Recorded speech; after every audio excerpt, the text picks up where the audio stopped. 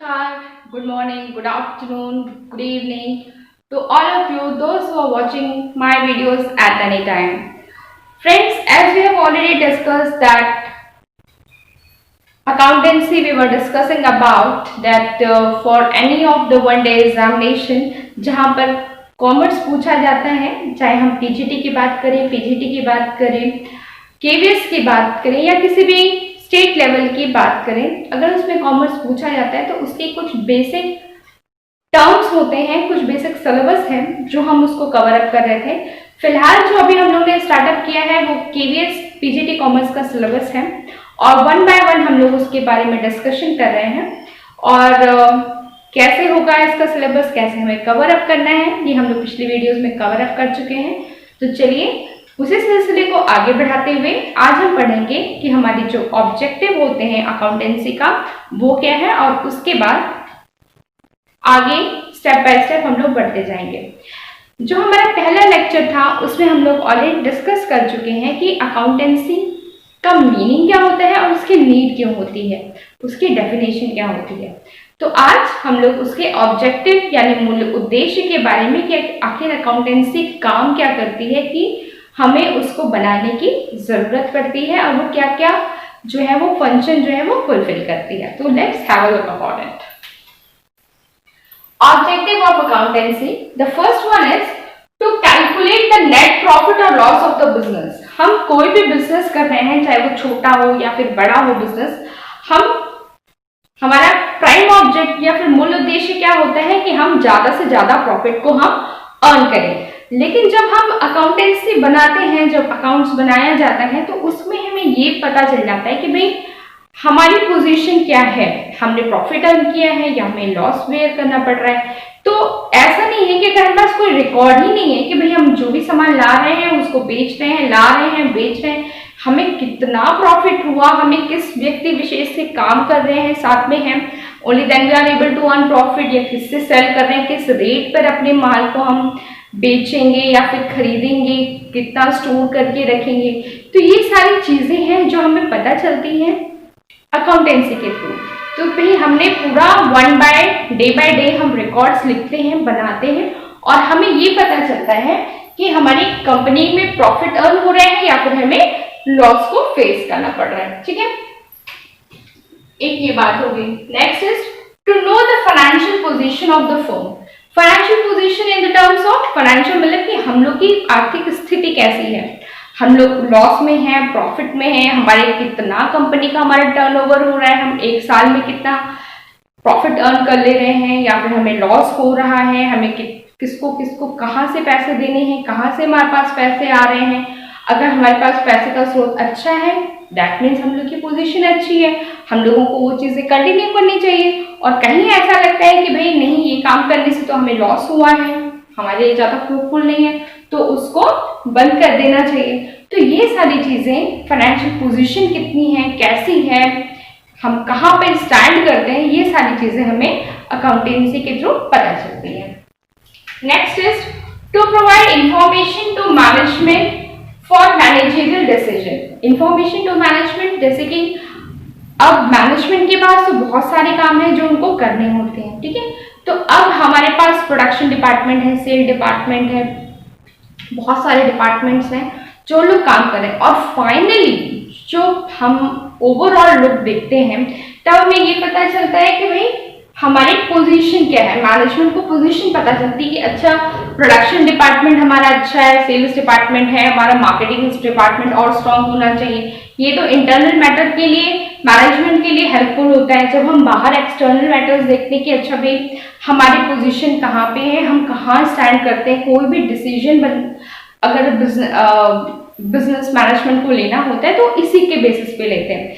Let's take an example. अगर हम एक एग्जांपल के तौर पे देखते हैं कि सपोज कंपनी है, उन्होंने कोई काम करना स्टार्ट किया, सपोज उन्होंने पेन बनाना स्टार्ट किया और वो उसका रिटर्न देखते हैं कि भाई ठीक है हमें प्रॉफिट था, हमने और अच्छे से डेवलप कर सकते हैं, तो उसी में कुछ और फैसिलिटी को एडअप करते हैं, देते हैं। तो कुछ भी अगर मैनेजमेंट को डिसीजन लेना होता है कि हम आज जहाँ हैं हम कल को कहाँ पहुँचना चाहते हैं और आगे की चीज़ें कैसी होंगी, ये सब तब पॉसिबल होता है जब हमें एक पूरा लेआउट हमारे सामने है कि देखिए हम प्रोडक्शन डिपार्टमेंट है हमारा, यहाँ से हम प्रोडक्शन कर रहे हैं, हमारा सेल्स इतना हो जा रहा है, इतनी चीज़ों को हम मार्केटिंग के थ्रू बेच ले रहे हैं, इतने की हमारी वेयर हाउसिंग हो रही है, हमारी इतने एक्स्ट्रा एक्सपेंसेस हैं।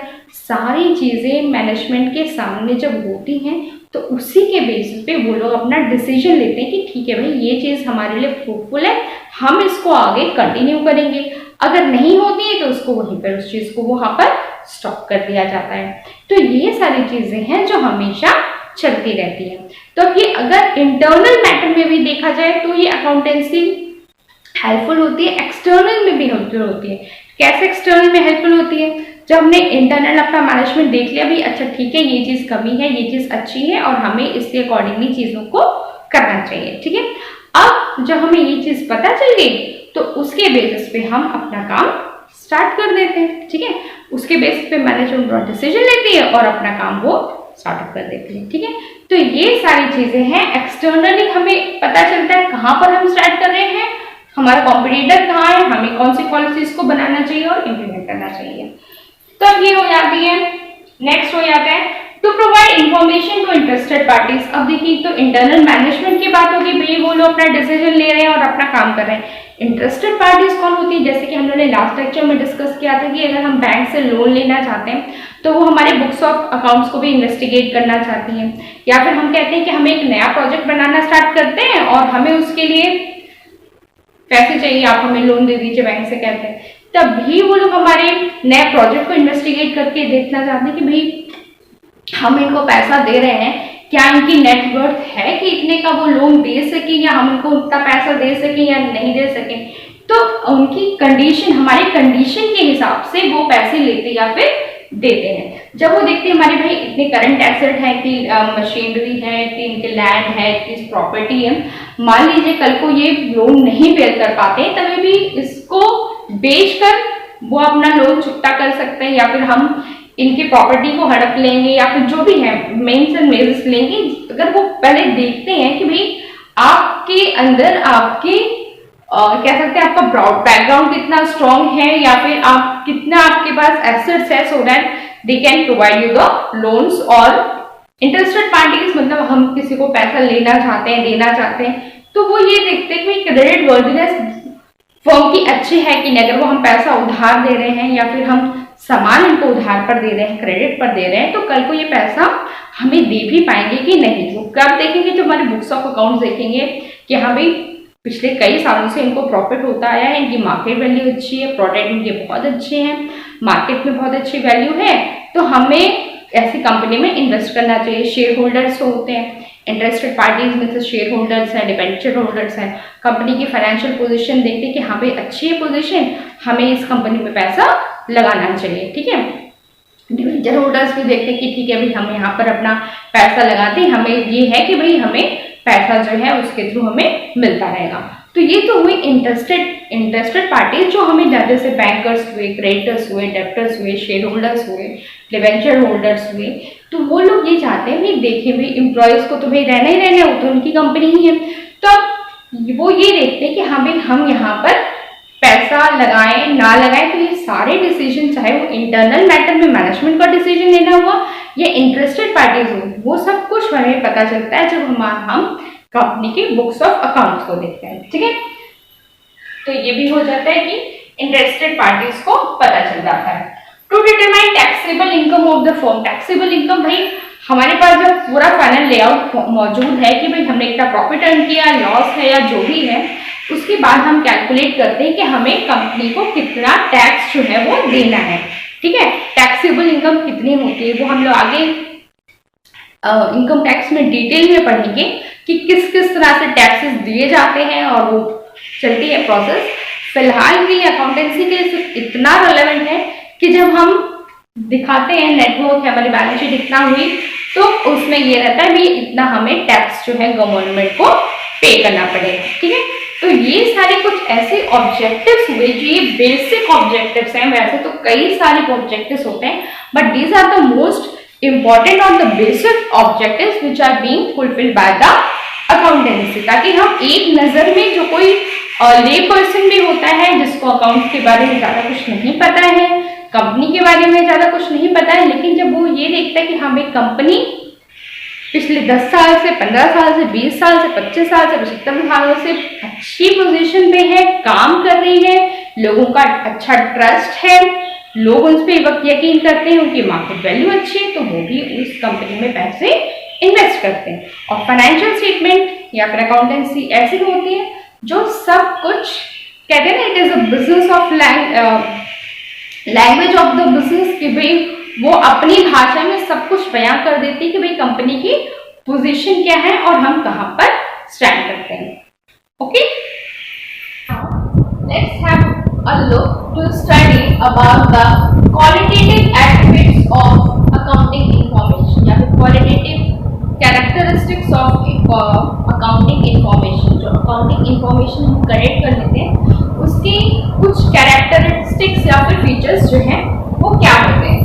पहला है अंडरस्टैंडेबिलिटी। अंडरस्टैंडेबिलिटी का मतलब कि हम अंडरस्टैंड कर सकें, हम लोग पढ़ लेंगे, समझ लेंगे। क्यों पढ़ लेंगे? क्योंकि हम लोग ऑलरेडी अकाउंट से डील कर चुके हैं, पढ़ चुके हैं अपने 11th 12th ग्रेजुएशन में, मास्टर्स में, ठीक है। तो हम लोग तो भाई समझ लेंगे, भाई अकाउंट्स बना हुआ है तो ये डेबिट है, ये क्रेडिट है, ये बैलेंस शीट है, ये ट्रायल बैलेंस है, ये फाइनल अकाउंट है, ये लेजर है, ये पार्टनरशिप है, एंड सो ऑन। फाइन। लेकिन what about that layman who does not know the accountancy, ठीक है। तो जो हमारे अकाउंटेंसी है, जो हमने अकाउंट्स बना रखे हैं, जो इंफॉर्मेशन हम प्रोवाइड कर रहे हैं, वो ऐसी होनी चाहिए कि वो जो कोई लेमैन है जिसको नहीं पता अकाउंटेंसी के बारे में, वो भी हमारी कंपनी के जो फाइनेंशियल स्टेटमेंट्स को देखे तो उनको भी एक रफ आइडिया लग जाए और वो समझ सके कि भाई हमारी पोजीशन जो है इतनी है कि कंपनी ने इतना प्रॉफिट कमा लिया है, ठीक है। एक साल में कंपनी इतना प्रॉफिट कमा लेती है, पिछले 10 साल में वो इतने इतने प्रॉफिट कमाती आ रही है और हर साल इनका प्रॉफिट बढ़ रहा है या फिर घट रहा है, ठीक है। तो इतनी इंफॉर्मेशन अगर कोई एक लेमैन को मिल जाती है जिसको अकाउंटेंसी की इंफॉर्मेशन ज़्यादा नहीं है, जिन्होंने अकाउंट्स नहीं पढ़े हैं, लेकिन वो चाहता है कि भाई हम अपना पैसा किसी कंपनी में जाकर इन्वेस्ट करें, ठीक है। तो ये सारी चीजें जब उनको मिल जाती है तो भाई इतना ही उनके लिए बहुत है ना। तो हमारा ऑब्जेक्टिव ये हुआ अकाउंटेंसी को बनाने का कि वो पर्सन जिसको इंफॉर्मेशन नहीं है, जिन्होंने अकाउंट्स उतनी नहीं पढ़ी है, वो भी हमारे बुक्स ऑफ अकाउंट्स को जब पढ़े तो वो इजीली लैंग्वेज में समझ सके जो इंफॉर्मेशन वो चाहते हैं, ठीक है। मतलब एक सरसरी निगाहों से, चाहे उन्होंने हमेशा से या साइंस स्ट्रीम के ही रहे हो, ठीक है, लेकिन अगर वो चाहते हैं कि भाई हम हमारी कंपनी में पैसा इन्वेस्ट करना है या फिर कंपनी की पोजीशन को जानना, तो वो बस हमारे बुक्स ऑफ अकाउंट्स को एक बार पढ़ लेंगे, देख लेंगे।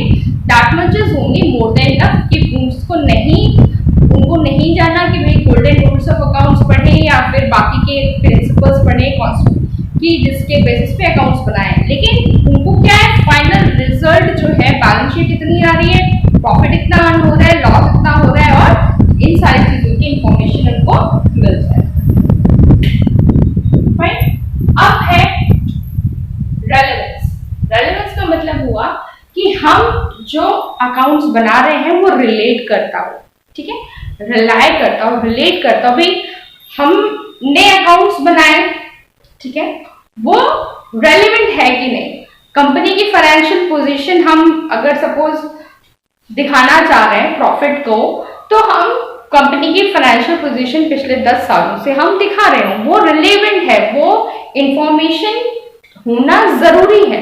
ये नहीं कि हम अपने बुक ऑफ अकाउंट पे कुछ भी अनरिलेटेड फैक्ट्स फिगर्स को रखी कि भाई हमारे इतने एम्प्लॉयज हैं, उतने विश्व इतना क्रूअल है। Internal matter does not matter at all. Fine, the most important thing is relevant हो इंफॉर्मेशन, जो मुद्दे की बात जिसको कह सकते हैं, जो इंपॉर्टेंट है जानना परखना, वो रिलेवेंट हो इंफॉर्मेशन, वो अवेलेबल करा दी हमारे अकाउंटेंसी। रिलायबिलिटी, रिलायबिलिटी मतलब कि हम उस पर रिलाय कर सकें, भरोसेमंद हो।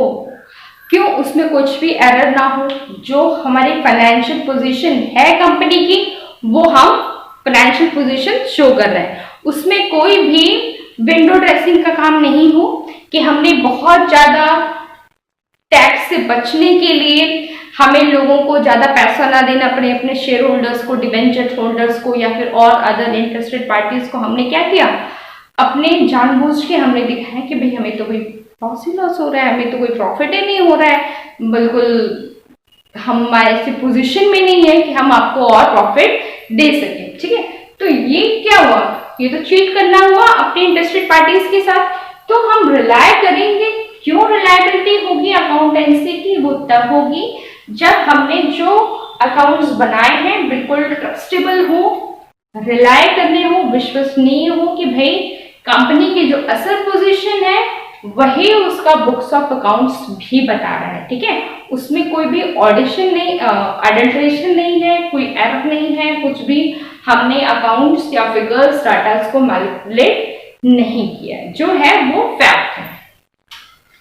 कंपेरेबिलिटी, कंपेरेटिविटी का मतलब कि हम कंपेयर कर सकें, हम आज कहां पर हैं, हमारे कॉम्पिटिटर्स कहां पे हैं, हम अगर उनकी पोजीशन को कंपेयर करना चाहते हैं कि हम मार्केट में कहां स्टैंड करते हैं, तो हम कंपेयर कर सकें, वो तब पॉसिबल है जो सब अपने लोग, मतलब चाहे वो हम हुए या फिर XYZ जितनी भी कंपनियां हैं, सब लोग अपना बुक्स ऑफ अकाउंट्स बनाती हूँ, रिकॉर्ड्स रखती हूँ और सब में ये सारी जो चीजें हैं वो फॉलो अप करती हूँ। ठीक है, हम कंपेयर कर सके, मान लीजिए हम किसी भी एक्सटर्नल पार्टी से अपने बुक्स ऑफ अकाउंट्स को कंपेयर भी नहीं करना चाहते हैं, तब हम उन पार्टीज के साथ या अपना इंटरनल मैटर्स के साथ ही हम कंपेयर करना चाहते हैं कि भाई हम पिछले साल से हमने कुछ प्रोग्रेस किया है कि नहीं, पिछले साल हमारा लॉस हो रहा था, आज हमने लॉस कवर कम कर लिया है कि नहीं, या फिर लॉस हमने कम कर लिया है कि नहीं। ठीक है,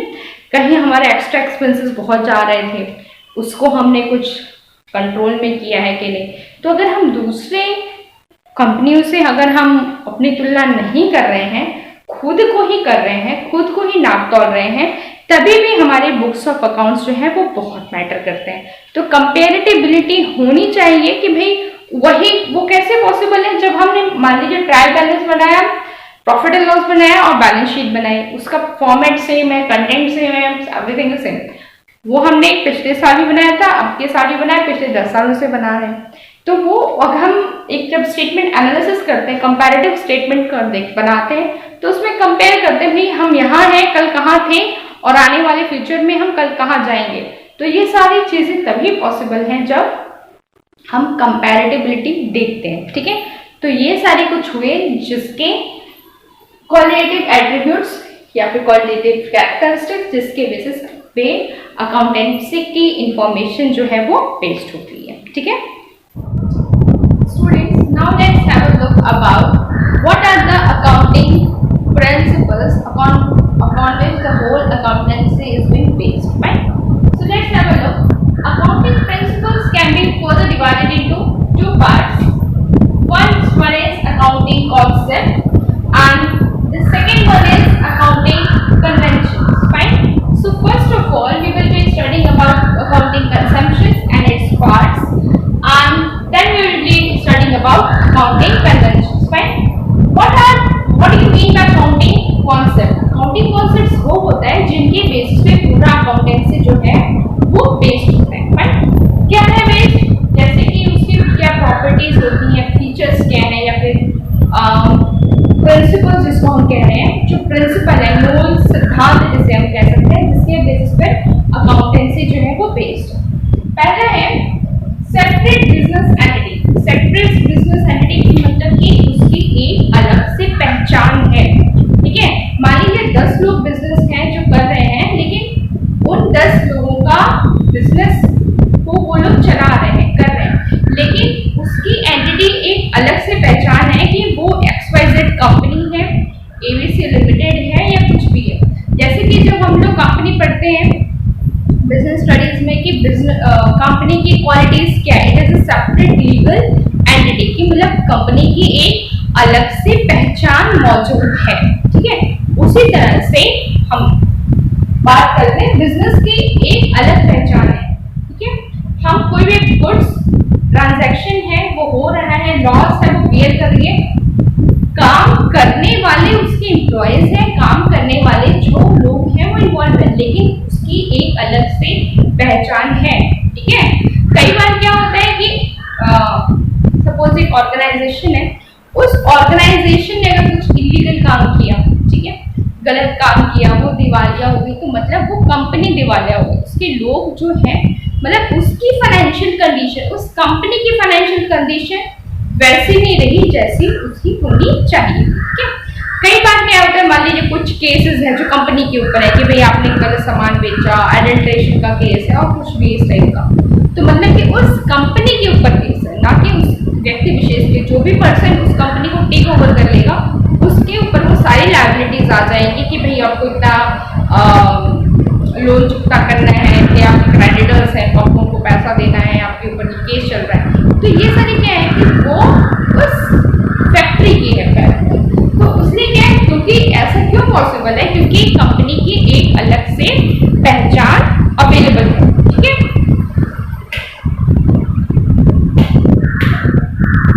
ठीक है, only then it is possible. Next one is going concern concept. Going concern का मतलब हमेशा चलते रहने वाली चीज है वो। ये नहीं है कि आज कोई बिजनेस किया, आज हम कहीं से गुड सामान लेके आए, बेच दिया, प्रॉफिट हो गया, भाई हो गया। नो, गोइंग कंसर्न मतलब कि it is going to exist for a longer period of time in the future also. ये नहीं है कि भाई आज हुआ, आज हमने कहीं सामान लेके आए और हमने बेच दिया और हमने प्रॉफिट अर्न कर लिया तो मतलब हमारी कोई बिजनेस है। नहीं, मतलब कि है तो वो लगातार हो रहा है, लगातार हम वही काम कर रहे हैं और ये निश्चित किया जाता है कि भाई वो गोइंग कंसर्न है, वो हमेशा जो है वो चलता रहेगा। It is not going to destroy in a new future, हमेशा फ्यूचर में वो चलता रहेगा, कंटिन्यू करेगा।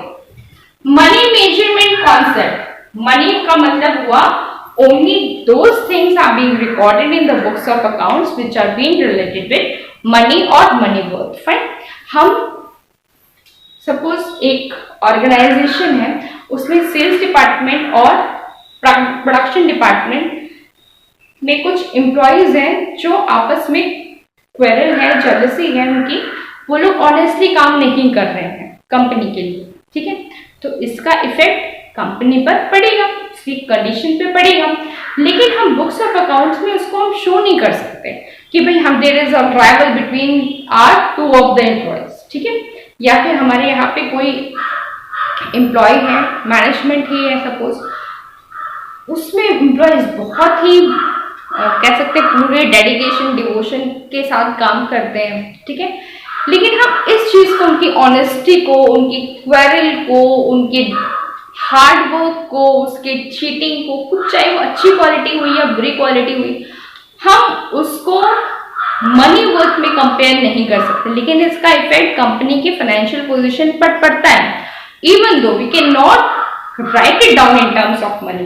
तो ये हम अगर अकाउंटेंसी की बात करें तो ओनली मनी मेजरमेंट कॉन्सेप्ट है, वो चीजें जिसका प्रभाव मनी से पड़ता है, जो मनी से रिलेटेड है, only those things are being recorded in the books of accounts, nothing else. Cost concept. Cost मतलब पैसे से रिलेटेड, करंट एसेट हमने लिख दिया, सपोज कि हम 10 करोड़ की जमीन लेके आए, ठीक है, बिजनेस स्टार्ट करना है, कंपनी स्टार्ट करनी है।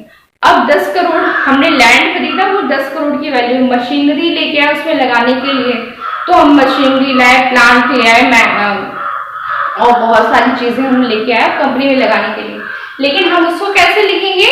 सिर्फ कॉस्ट। ठीक है, कि हम लैंड, मशीनरी, ये सारी चीजें अलग अलग है, बिल्कुल अलग अलग एसेट है, लेकिन हम सिर्फ और सिर्फ उसकी कॉस्ट की, भाई मशीनरी 50 लाख की थी, हमारी लैंड 10 लाख की थी, और उसमें हमने ये इंस्टॉलेशन चार्जेस आए वो भी 20 लाख के आए, जो भी आया वो हम लिखेंगे, लेकिन सिर्फ और सिर्फ वो रिलेटेड होगा कॉस्ट से। अलग अलग चीजें हैं, अफेक्ट कर रही हैं, लेकिन हम सिर्फ मनी वर्थ में ही उसको लिखते हैं। अकाउंटिंग पीरियड कॉन्सेप्ट, उसका एक जो हम अकाउंटेंसी बनाते हैं उसका एक पीरियड होता है निश्चित, जनरली 12 मंथ्स का होता है, चाहे वो हम 1 जनवरी से लेकर 31 दिसंबर पर उसको क्लोज करें, या मोस्टली ये होता है कि 1 अप्रैल टू 31 मार्च जो है वो उसका लास्ट जो है कैलकुलेट होता है, वो 12 मंथ्स का एक पीरियड होता है। अब इसी बेसिस पर मतलब हर साल इसी बेसिस पर मान लीजिए हमने 1 अप्रैल और 31 मार्च को हमारा एक साल है वो खत्म होता है, उसमें हमारी फाइनेंशियल पोजीशन कितनी है, हमने कितना प्रॉफिट अर्न किया, लॉस भी अर्न किया, जो भी है हम उसको रिकॉर्ड को मेंटेन करते हैं।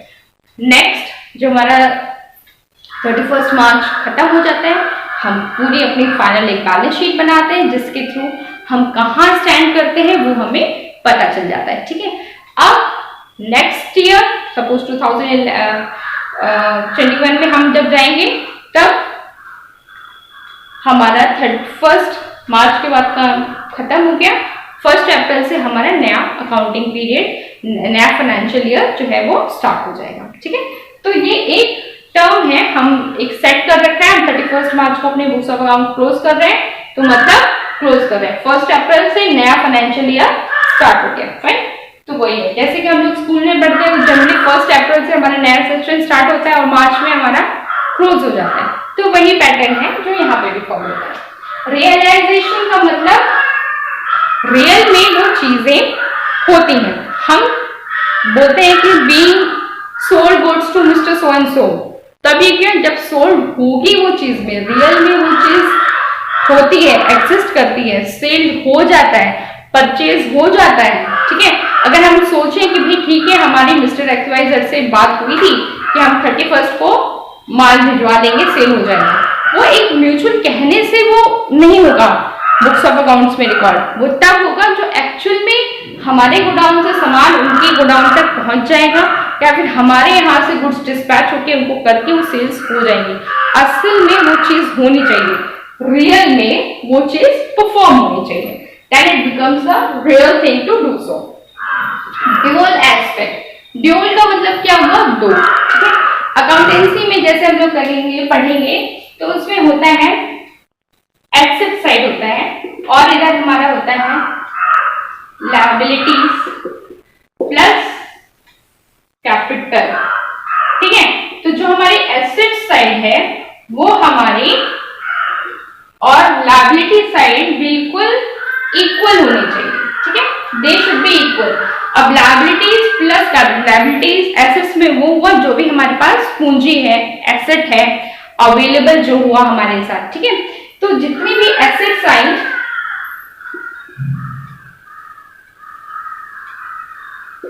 वो हमने एक साइड लिख दिया, थोड़ा हो गया। ठीक है, और जितनी भी लायबिलिटीज आई और प्लस कैपिटल। लायबिलिटीज क्या है, जो हमारी जिम्मेदारियां हैं, किसी को हमें पैसा देना है, ठीक है, किसी से हम उधार सामान लेके चले आए थे, खरीद लिया था, लेकिन इन फ्यूचर तो हमें पैसा देना है ना उस व्यक्ति का, तब ये हमारी लायबिलिटी है। जो हमने कैपिटल लगा रखी, कैपिटल कैसे लायबिलिटी हुई, जब हमने बिजनेस स्टार्ट किया हमारे पास कुछ भी अवेलेबल नहीं था। ठीक है, लेकिन आने वाली फ्यूचर को हमने 50 लाख से अपना बिजनेस स्टार्ट किया और हम जब अपना बिजनेस बढ़ाने लगे, हमारा बिजनेस चलने लगा, तो हमारी रिस्पॉन्सिबिलिटी, हम कब मानेंगे कि भाई हमने प्रॉफिट अर्न किया, जब हमारा 50 लाख जो है वो रिकवर हो जाए। तो ये क्या हुआ, हमारी लायबिलिटी में है कि भाई जो कैपिटल हमने लगा रखी थी वो हम रिकवर कर सके। लायबिलिटीज तो वो हुई, हम किसी से उधार सामान ले गया, प्रीपेड एक्सपेंसेस है, एक्सपेंसेस हुआ अभी तक हमने उसको दिया नहीं, हमें दिमाग में है कि भाई फ्यूचर में हमको देना है। ठीक, तो ये सारे बहुत सारे हैं, अभी हम लोग आगे डिस्कस करते हैं। तो जो लायबिलिटीज हुई और जो हमारी कैपिटल हुई वो हमारी होनी चाहिए एसेट्स के बराबर। ठीक है, तो ये हुआ ड्यूअल कॉन्सेप्ट। किसी भी बेसिस पे हम करेंगे तो हमारा एसेट्स और लायबिलिटी साइड जो है वो बिल्कुल बैलेंस होना चाहिए, बराबर होना चाहिए, तभी वो दो अकाउंट्स बनते हैं। नेक्स्ट वन इज, ये हमारा हो गया द अप्रूवल कॉन्सेप्ट। अप्रूवल की अगर हम बात करें तो जैसे कि हम बुक्स ऑफ अकाउंट्स में लिखते हैं, ठीक है, सेल गुड हो गया, परचेज, लेकिन हम तब होगा भी goods receive from mister so and सो, हमारे पास जब वो चीज हो जाएगी, रिसीव कर लेंगे, तब हम अपने बुक्स ऑफ अकाउंट्स में लिख देंगे। ठीक है, हमें किसी ने पैसे दिए तब हमने तब लिखा बुक्स ऑफ अकाउंट में जब हमको पैसे हमारे अकाउंट में आ गए या फिर हमको कैश मिल गया। ठीक है, तो एक्चुअल में जब वो चीज हो गई है, अक्रूल हो गया है, तब हमें उस चीज को लिख देना है। ठीक है। मैचिंग कॉन्सेप्ट का मतलब होता है कि जितना भी हम इनकम है या फिर रेवेन्यू है, जितना भी हमने एक्सपेंडिचर किया है, वो मैच होना चाहिए। ठीक है। मैच होने के, देखिए हम लोगों ने ये पढ़ा कि भाई अकाउंटिंग एक पीरियड होता है। ठीक। सपोज एक हम एग्जाम्पल के थ्रू समझने की कोशिश करते हैं। मिस्टर XYZ को सैलरी मिल रही थी दिसंबर की। ठीक है। अब जो दिसंबर की जो सैलरी मिलती है वो मिलेगी उनको सपोज 5 जनवरी को मिल रही है। तब हमें क्या लिखेंगे भाई, being salary paid to mister X for December 2020 suppose. तब ये क्या है कि भाई हमारा जो इनकम है और एक्सपेंडिचर है, इनकम है, रेवेन्यू है, वो मैच करना चाहिए। जैसे क्यों? क्योंकि हमने कहा ना asset is equal to liabilities plus capital. उसी तरह से जब हम कोई काम कर रहे हैं तो जैसे कि हमने कॉस्ट ऑफ गुड्स सोल्ड हुआ, फिर वो हमारा एक्सपेंस हुआ, फिर रेवेन्यू अर्न हुआ, फिर इनकम हुई, तो ये क्या है, हमेशा वो रिलेट करता है। देखिए हम एक अकाउंटिंग पीरियड की बात कर रहे हैं तो एक अकाउंटिंग पीरियड में वो चीजें होनी चाहिए। जब हमेशा देखिए आप लोग स्टॉक मार्केट में देखिए, सेंसेक्स देखिए, हमेशा उतार चढ़ाव होता रहता है। ठीक है। और गोल्ड के दाम देखिए, रोज सोना चांदी के चेंजेस होते रहते हैं। तो अगर हम कंपेयर करना चाहते हैं अपने प्रॉफिट को, अपनी इनकम को, तो हमें यही देखना पड़ेगा कि भाई एक्सपेंडिचर जब हमने किया था, मशीनरी खरीद के लाए थे, तब वो कितने की थी।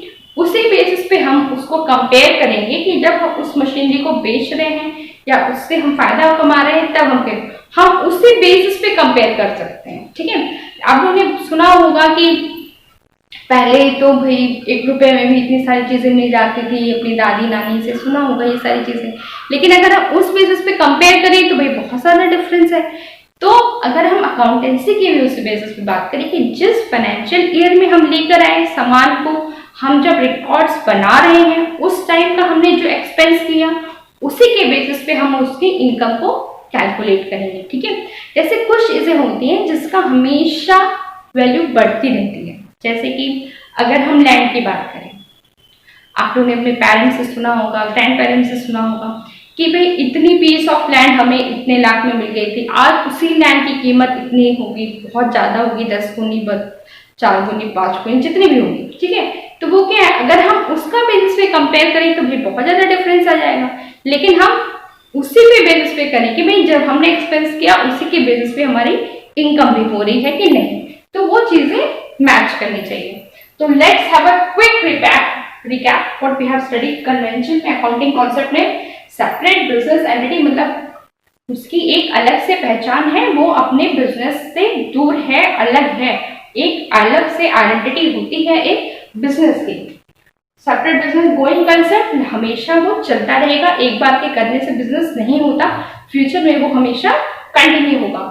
मनी मेजरमेंट हम तभी करेंगे उसको रिकॉर्ड जब वो हम उस चीज को, हम कंपनी के लिए फैन ले आए, ठीक है, टेबल ले आए, कंप्यूटर ले आए, ठीक है, वेयर हाउस खरीद लिया, ये सब चीजों के अलग अलग कॉस्ट हैं। ठीक है। लेकिन हम उन सब चीजों को सिर्फ अगर हम प्राइस लिख देंगे तो हम कैलकुलेट कर लेंगे कि हमारा एक्सपेंस कितना हुआ। हम कैसे कंपेयर करें? मनी को लेकर।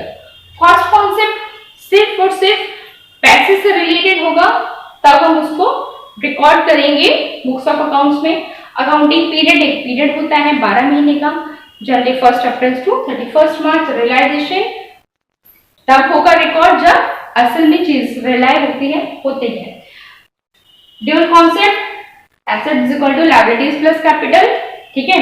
इसमें अक्रूवल कॉन्सेप्ट, जब वो एक्चुअल में चीज हुई, परफॉर्म हुई, मिल गया सामान, तब। मैचिंग कॉन्सेप्ट, रेवेन्यू और इनकम हमेशा मैच होनी चाहिए। ये हुई हमारे कुछ अकाउंटिंग के कॉन्सेप्ट जिसको हमने बेसिस पे स्टडी किया। अब हम करते हैं अकाउंटिंग कन्वेंशंस के बारे में। Now let's study about accounting conventions, fine, जिसके बेसिस पे अकाउंटेंट वो पूरा हमारा रूल्स रेगुलेशन जिसको कह सकते हैं प्रिंसिपल्स पढ़ लिया। अब वो कैसे बन के आते हैं वो बनते हैं। Convention of full disclosure. Convention मतलब ये हम कह रहे हैं कि भाई हम जो बुक्स ऑफ अकाउंट्स बना रहे हैं उसमें हम सारी चीज़ें डिस्क्लोज कर दे रहे हैं आपको, ठीक है। किसको डिस्क्लोज कर रहे हैं? जो हमारा मैनेजमेंट है, जो हमारे इंटरेस्टेड पार्टीज हैं, शेयर होल्डर्स हैं, डिबेंचर होल्डर्स हैं, बैंकर्स हैं, एम्प्लॉयज़ हैं, एम्प्लॉयर्स हैं, ठीक है, क्रेडिटर्स हैं, सारी चीज़ों को जो भी है हमें पता अपने अकाउंट्स के बारे में, we have disclose each and everything to the interested parties. तो ये पहला कन्वेंशन है कि जब हम बुक्स ऑफ अकाउंट्स बना रहे हैं तो हम सारी चीज़ें आपको डिस्क्लोज कर दे रहे हैं। सेकेंड है कन्वेंशन ऑफ कंसिस्टेंसी। कंसिस्टेंसी के मतलब कि हम कंसिस्टेंट हैं अपने बुक्स ऑफ अकाउंट्स को बनाने को लेकर। पहले मान लीजिए जो पैटर्न हम फॉलो अप करते आ रहे हैं, हम फाइनल अकाउंट्स बना रहे हैं, फिर ट्रायल बैलेंस बना रहे हैं, बैलेंस शीट हम लास्ट में बनाते हैं, तो हमारा जो मेथड है बनाने का, जिस क्राइटेरिया पे हम अपने सारे बुक्स ऑफ अकाउंट्स को इवैल्यूएट करते हैं, मेंटेन करते हैं रखने के लिए, वो सेम है, वो कंसिस्टेंट है। हम आज कुछ मेथड से बनाए बुक्स ऑफ अकाउंट्स, कल को हम कोई दूसरा मेथड अडॉप्ट कर लें तो इट इज़ नॉट सो, ऐसा नहीं कर सकते। क्यों? क्योंकि हम लोग पहले भी डिस्कस कर चुके हैं कि अकाउंट्स में क्या है, कंपैरेटिबिलिटी होती है। हमेशा हम अपने चीज़ों को कंपेयर करते हैं, ठीक है। आज हम कहाँ हैं, कल कहाँ थे, आने वाले समय में हम कैसे रहेंगे, तो ये सब कैसे पॉसिबल है जब हमारा जो हम अपने जो बुक्स ऑफ अकाउंट्स बनाते हैं वो उसको लेकर हम जब कंसिस्टेंट रहेंगे तभी ऐसी चीज़ें पॉसिबल होती हैं। तो पहला ये हुआ कि भाई डिस्क्लोज करनी चीज़ों को। सेकेंडली हम अपनी चीज़ों बुक्स ऑफ अकाउंट्स को बनाने के तरीके को लेकर कंसिस्टेंट है। Fine. Next is convention of conversive and precedence. मतलब कि ये हुआ कि जो हम चीज़ें बना रहे हैं मतलब इन द बुक्स ऑफ अकाउंट्स में हम जब हम चीज़ों को कह सकते हैं कि वो हम मेंटेन कर रहे हैं, तब ये चीज़ें होती हैं कि कुछ चीज़ें हैं जो कह सकते हैं कि प्लेइंग सेफ जिसको कहते हैं, ठीक है, कि अगर हम प्रॉफिट नहीं अर्न कर पा रहे हैं तो ऐसा ना हो कि हमें लॉस बियर करना पड़े। होता है कि नहीं? जैसे कि अगर क्रिकेट का मैच चल रहा है तो मान लीजिए कि टेस्ट मैच है, अगर हम क्या इंटेंशन होती है कि अगर हम कंडीशन देखते हैं कि हम मैच जीत नहीं पाएंगे, ठीक है, तो कम से कम हम जीत नहीं पाएंगे टेस्ट मैच को, तो कम से कम हम ड्रॉ कर दें मैच को हम बचा ले जाएं, ये होती है इंटेंशन। यही चीज़ सपोज करिए अकाउंटेंसी में भी होती है कि अगर हम बुक्स ऑफ अकाउंट्स में बनाना है, हमें मेंटेन करना है, लेकिन हमें प्ले सेफ वाली टेक्निक अपनानी है। हम ज़्यादा प्रॉफिट नहीं अर्न करेंगे तो कम से कम ये रहे कि जो हमने इन्वेस्ट किया था पैसा, जो हमारा एक्सपेंस था, वो रिकवर हो जाए, है ना। अगर हमें प्रॉफिट ना हो तो हमें लॉस भी ना हो, तो इसीलिए कई चीज़ों को उस कॉस्ट पे रिकॉर्ड किया जाता है ताकि ना वो ज़्यादा प्रॉफिटेबल हो ना वो ज़्यादा लॉस पे हो। जैसे क्लोजिंग स्टॉक हुआ और ऐसी चीज़ें आती हैं जो हम लोग जब प्रैक्टिकल क्वेश्चंस करेंगे तो ये क्लियर होंगी ज़्यादा। तो फिलहाल तो ये समझिए कि कुछ चीज़ें अकाउंट्स में ऐसी होती हैं जो डिस्क्लोज की जाती हैं, बताई जाती है कि हाँ भाई हमने इतना अर्न किया, लेकिन फिर भी दिमाग में ये बात रहती है कि हमने अपनी कॉस्ट को, सेलिंग कॉस्ट को या परचेजिंग कॉस्ट को कम से कम इतना रखना है कि हम सेफ प्ले कर सकें। ये सारी चीज़ें बुक्स ऑफ अकाउंट्स में करी जाती हैं लेकिन डिस्क्लोज नहीं की जाती हैं कि हम उतना प्रॉफिट रखें, मतलब हम लॉस कम से कम बेयर करने वाली पोजीशन पे रहें कि हम कम से कम जो हमने पैसा लगाया वो हम रिकवर कर लें, ठीक है। तो ये इसी का यही कॉन्सेप्ट हुआ। तो ये चीज़ें डिस्क्लोज नहीं की जाएंगी कि भैया हमने 20,000 पे लेके आए थे तो 20,000 से नीचे का तो हम अगर जाएंगे तब हमें लॉस होगा, नहीं, ये चीज़ हम नहीं दिखाएंगे। नंबर हमने 20 से अगर हमने ऊपर बेच दिया, 22 में बेच दिया, 25 में बेच दिया तो ये बहुत अच्छी कंडीशन है, लेकिन हम इस पे ये रहेंगे, प्रेडिलेंस पे रहेंगे कि हम सेफली प्ले करते रहें और अपने मैच को हम बचा ले जाएं। ये समझिए कंडीशन है। कन्वेंशन ऑफ मटेरियलिटी, इसको हम ये कह सकते हैं कि फुल डिस्क्लोजर का थोड़ा सा ये एक्सेप्शनल केस है। क्यों एक्सेप्शनल केस है? जैसे कहते हैं ना कि this world is a materialistic world, ठीक है। मटेरियलिस्टिक का मतलब ये हुआ कि कुछ ऐसी चीज़ें होती हैं जो हम रिलेट नहीं करता कि हम हर एक चीज़ को डिस्क्लोज करें अपनी एक्सटर्नल पार्टीज को या किसी भी चीज़ को। तो कुछ चीज़ें होती हैं जो हमें तो लगता है कि भाई इसको हम डिस्क्लोज नहीं भी करेंगे तो भी चलेगा।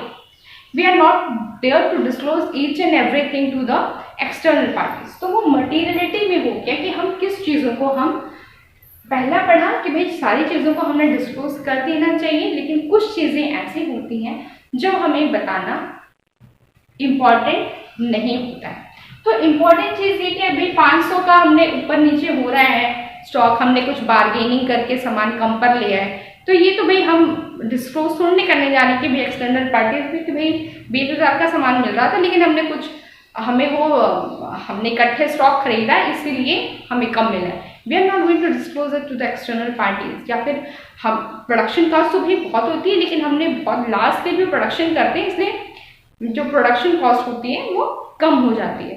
तो ये तो भी हमारे लिए बेनिफिशियल है, but we are not there to disclose it to the external parties. ठीक है, तब ये कह सकते हैं कि मटीरियलिटी का मतलब ये हुआ कि थोड़ा सा ये एक्सेप्शनल केस है फुल डिस्क्लोजर का।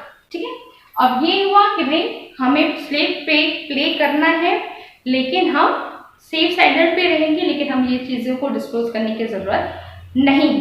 प्रॉफिट को हम दिखाएंगे, लॉस को भी हम दिखाएंगे कि भाई था, लेकिन हमारे अंदर की जो स्ट्रैटेजी क्या है, रणनीति क्या है, वो हम अपने लिए तक रखेंगे। कंसिस्टेंसी का मतलब कंसिस्टेंट रहेंगे। ठीक है, कि हम जिस तरह से जिस पैटर्न में अकाउंट्स बना रहे थे वो हम उसी चीज़ को फॉलो करेंगे, और फुल डिस्क्लोजर मतलब सारी चीज़ों को हम डिस्क्लोज कर देंगे। तो ये थे आपके कुछ अकाउंटिंग प्रिंसिपल्स, वो हमने सारे डिस्कस कर लिए हैं अकाउंटिंग कॉन्सेप्ट के बेसिस पे, अकाउंटिंग कन्वेंशन के बेसिस पे।